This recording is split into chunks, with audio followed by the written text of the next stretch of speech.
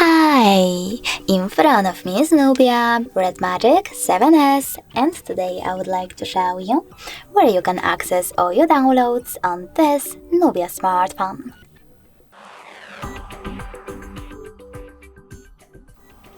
Begin with locating an app called File Manager.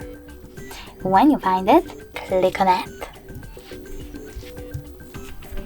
Now you need to choose Agree in the pop-up and select Category if it's not already on. Also, sorry, that was a misclick.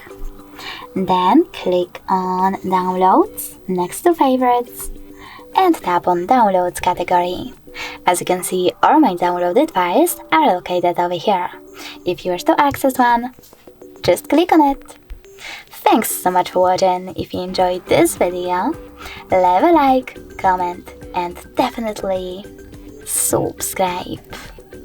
Bye!